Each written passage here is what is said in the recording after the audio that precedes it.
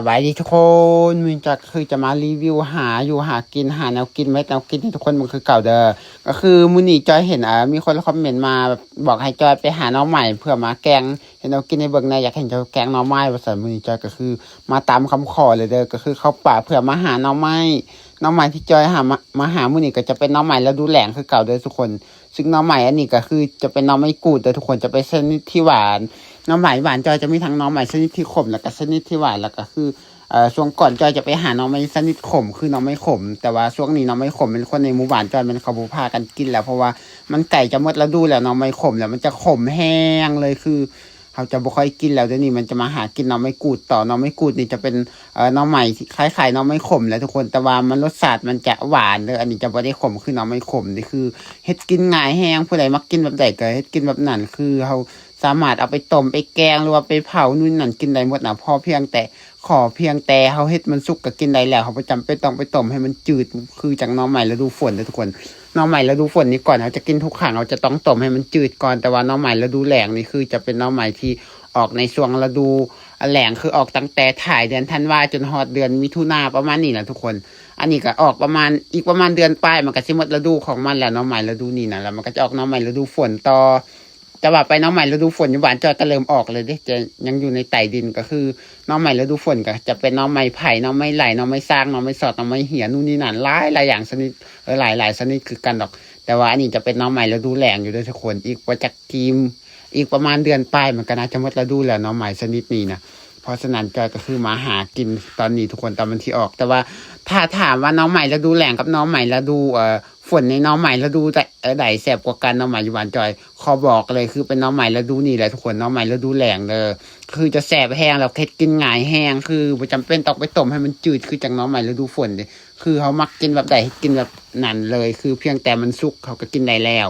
วเพราะว่าชนิดที่ขมให้แนวใดกินก็ขมชนิดที่หวานให้แนวใดกินก็หวานชนิดที่ขมนี้ต้มจังไดก็บ่จืดบ่คือน้องใหม่ฤดูฝนที่เขาต้มแล้วมันจืดน้องใหม่ฤดูฝนทุกชนิดมันก่อนจะกินเราจะต้องต้มให้มันจืดอยู่แล้วนะแต่ว่าน้องใหม่ฤดูนี้คืออย่างจ้อยว่าแหละเขาบ่จำเป็นต้องไปต้มให้มันจืดนู่นนี่นั่นเพียงแต่ว่ามันสุกเขาก็สามารถกินได้แล้วแบบนี้นะทุกคนแล้วก็เป็นน้องใหม่ที่หากินยากเลยน้องใหม่ฤดูแล้งนี่อยู่ประเทศลาวก็จะมีแต่ทางภาคเหนืออย่างเช่นแบบมันจะเป็นน้องใหม่ที่มักแถวอากาศเย็นแล้วอากาศหนาวแบบนี้นะทุกคนอยู่ภาคกลางลาวก็มีแต่ว่าภาคใต้ของลาวบ่ค่อยจะมีแต่น้องใหม่ฤดูนี้นะแต่ว่าภาคเหนือลาวคือมีหลายคือจอยจะเป็นคนภาคเหนือของลาวก็คือการเป็นคนหลวงพระบางแต่ว่าบ้านห่างจากหลวงพระบางประมาณ160 กิโลพุ่นนะ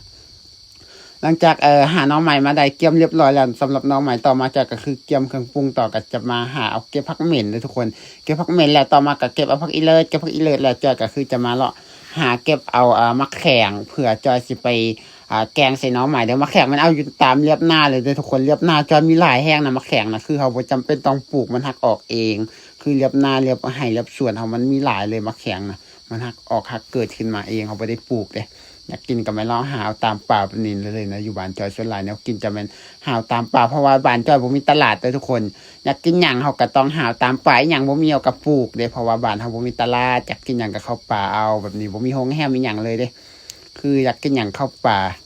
ชีวิตบ้านเฮาก็คือมีแค่นี้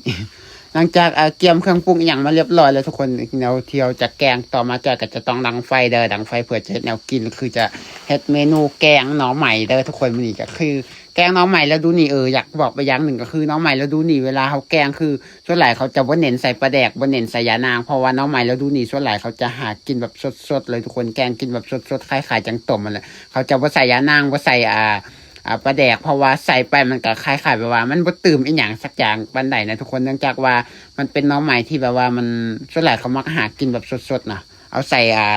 ปลาแดกหรือว่าเอาใส่ยานางส่วนใหญ่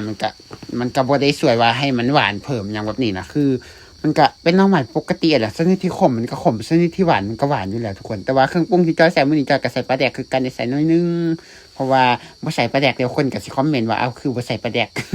ก็เลยต้องใส่ตามที่คนเบิ่งอะไรแบบนี้ทุกคนก็คือเครื่องปรุงที่จอยใส่แกงหน่อใหม่ก็คือจะมีเกลือมีแป้งนัวแล้วก็จะมีมะเขือแล้วก็หัวข่าหอมบัวแล้วก็จะเป็นหน่อใหม่ใส่ลงไปแล้วก็ใส่มะแขงแล้วก็ใส่ผักตามลงไปเลยผักก็คือจะเป็นผักเหม็นแล้วก็จะเป็นผักอีเลิศทุกคนแล้วก็จอยลืมบอกไปอย่างหนึ่งคือจอยเอาเข่าใส่น้ำเลยเขาสารนี่ก่อนที่จอย ค้างหมอจะเอาข้าวสารใส่น้ำเพื่อให้หน่อมันอ่อนเวลาเขาต้มหน่อแล้วดูนี่ส่วนใหญ่เขาจะใส่ข้าวสารเพื่อให้หน่อมันอ่อนเลยทุกคน อันนี้คือเฮ็ดซุกมาแล้วทุกคนเฮ็ดกินแบบง่ายๆอย่างที่จอยว่าแหละคือเฮ็ดกินแบบง่ายๆแต่แสบหลายคนก็สงสัยว่าเป็นหยังหน่อไม้คือบ่ผ่าคือคันเฮาผ่าแล้วมันค่อนข้างจะเสียรสชาติหน่อไม้แล้วดูนี่ทุกคนคือเอาหามาได้ส่วนหลายจะเฮ็ดกินเทงดวงเลยเพราะว่าเฮาผ่าแล้วมันรสชาติมันจะคือบ่แซ่บปานใดนะแล้วมันก็บ่ค่อยมีกลิ่นหอมคันเฮาเอาต้มเทงดวงนี่รสชาติมันจะแซ่บแล้วก็หอมเด้อทุกคนเพราะฉะนั้นเวลาเฮาเฮ็ดกินส่วนหลายมันจะบ่ผ่าเด้อหน่อไม้